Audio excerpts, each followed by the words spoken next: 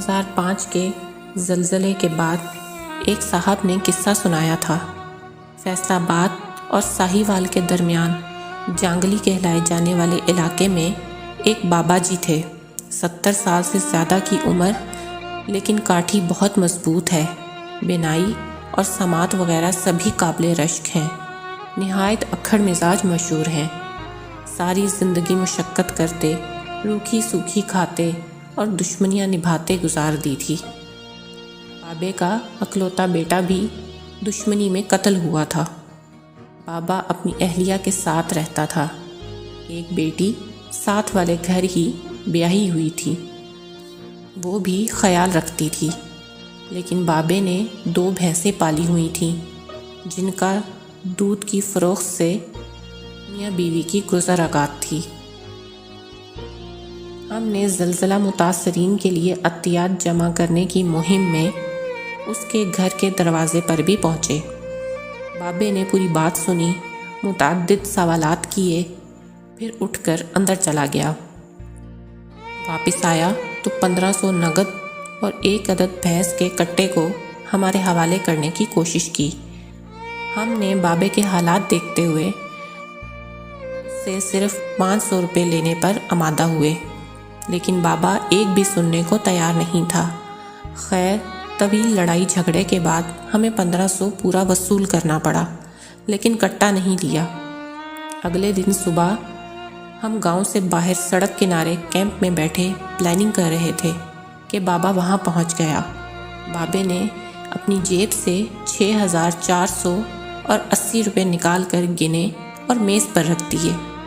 بابے نے بتایا کہ اس نے 6400 میں کٹا بیچا ہے، جبکہ 80 روپے 2 کلو دودھ کی قیمت ہے، جو اس نے روزانہ زلزلہ متاثرین کے لیے وقف کر دیا ہے۔ یہ وقف بھی ہمیں سینکڑوں گالیاں کھانے کے بعد بالآخر قبول کرنا پڑی۔ اس کے بعد یہ معمول بن گیا۔ بابا روزانہ صبح 80 روپے لا کر دیتا، پھر ہمارے ساتھ ہی عطیات جمع کرنے کے سفر روانہ ہو جاتا۔ ہم گاؤں گاؤں گھر گھر جاتے۔ کوئی 1 ہفتے بعد ایک روز ہم نے بابے سے درخواست کی کہ وہ آج کیمپ میں ڈیوٹی دے۔ بابا کہنے لگا، پتر، تمہیں معلوم ہے کہ میں زیادہ دیر بیٹھ نہیں سکتا، چلا جتنا لو، میں بیٹھ نہیں سکوں گا۔ ہم نے اس روز آرام کرنے کا مشورہ دیا تو بابا جی موٹی سی گالی آرام کو دے ڈالی۔ وہاں لوگ بھوکے پیاسے سردی سے مر رہے ہیں اور میں یہاں بیٹھ کر آرام کرتا رہوں۔ ہم دراصل اس روز بابا جی کو ساتھ نہیں لے جانا چاہتے تھے۔ اس دن ہمارا پلان لاشاری بلوچوں کے گاؤں جانے کا تھا، جن سے بابا کی پرانی دشمنی تھی۔ اس دشمنی میں اس کا اکلوتا بیٹا بھی قتل ہوا تھا۔ لاشاریوں کی طرف سے صلح کی کئی کوششیں ہو چکی تھیں، لیکن بابا کسی کی نہیں سنتا تھا۔ ہم نہیں چاہتے تھے کہ ہمارے دشمنوں کے پاس جانے کا سن کر بابے کو دکھ ہو، لیکن جب بابا کسی طور نہیں مانا تو ہم نے اس کو کھل کر بتا ہی دیا۔ بات سن کر ایسا لگا کہ بابے کو سانپ سونگھ گیا۔ وہ کافی دیر تک بالکل خاموش رہا۔ ہم ٹکٹکی باندھ کر اسے دیکھ رہے تھے، لیکن کسی کو کچھ کہنے کی ہمت نہیں ہوئی۔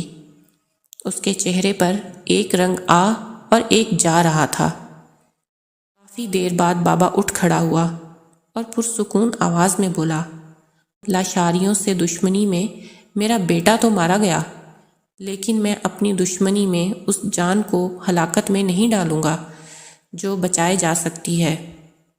آج کوئی دشمنی نہیں، چلو میں بھی تمہارے ساتھ چلتا ہوں۔ آج جب لوگ مجھے کارپوریٹ ڈونیشن کی مجبوریاں سناتے ہیں تو مجھے وہ بابا بہت یاد آتا ہے، جس کا میں نام بھی نہیں جانتی۔ جس شخص نے یہ قصہ سنایا تھا وہ بھی اس دنیا میں نہیں رہا۔ مجھے وہ چند مٹھی بابرکت کھجوریں یاد آتی ہیں، جنہیں غزوہ تبوک کے موقع پر سونے اور چاندی کے ڈھیر پر بکھیر دیا گیا تھا۔ مادیت کے غلبے نے ہمیں اس مقام پر لا کھڑا کیا ہے۔ ہم اپنی اصل اور اپنا مقصد بھی فراموش کر بیٹھے ہیں۔